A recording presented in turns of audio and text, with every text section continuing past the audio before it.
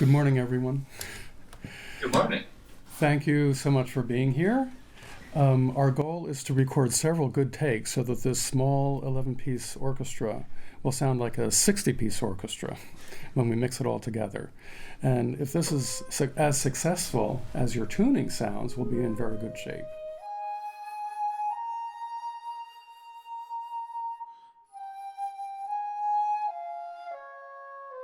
I love the climax in the strings, along with at the opening. You'll hear of course, an opening flute solo, and I love to exploit Stephen's sound.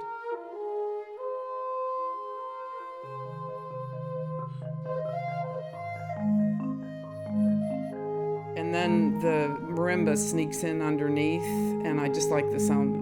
I like that also. But when the strings first enter, I love the lushness. I love lush strings, and that's why I like to write for orchestra as well. But I really like the way the strings eventually throughout the movement start to take over and become more prominent. They're no longer just an accompaniment. And I think that and also the harmonies become more tense. They start out rather simply in what you might say, oh, that's beautiful. And then they become a little more tense as it goes on, and I like that transition.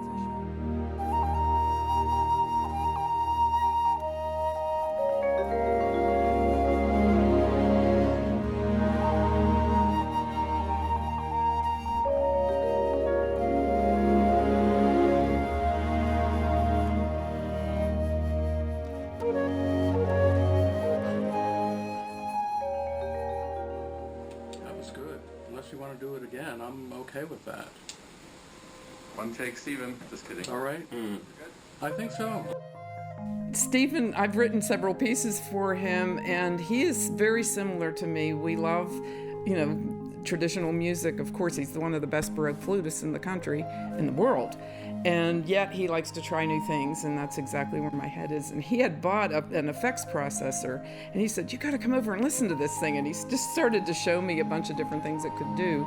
And I've used echo in effects processing a number of times for him.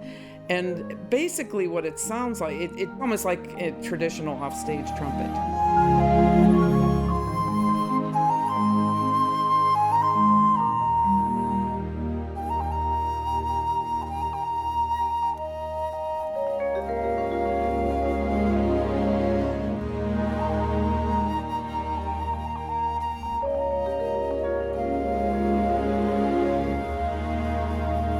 Music is oftentimes very abstract in that I'll just sit down and I'll just start playing. I'm a pianist, and I'll sit down and start playing around with an idea. I'll usually have some kind of concept. I want this movement to sound a certain way or exploit a certain technique, but I never sit down and say, I want this movement to reflect Moonlight, as in this case.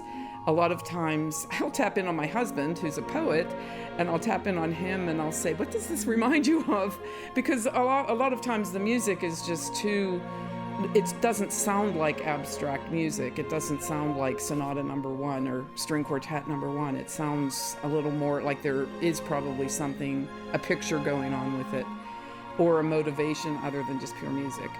And so a lot of times my titles just kind of are whimsical, or like I say, I'll listen to it, or I'll have my husband listen to it, and he will say, that really reminds me of. And that's a lot of my titles come that way. We like to have a big full string sound like a string orchestra, but the way Nancy wrote the piece, it was basically one string player per part, and there were 11 parts. So that made for a pretty thin sound, especially in the recording studio. So we decided just to layer it, and we did that 4 times. When the strings play again, this phenomenon called the chorus effect takes place. And if you just take the same thing and duplicate it, it's just increasing one channel instead of all of those parts. So it just has a much fuller sound and richer sound if we actually record those things 4 times.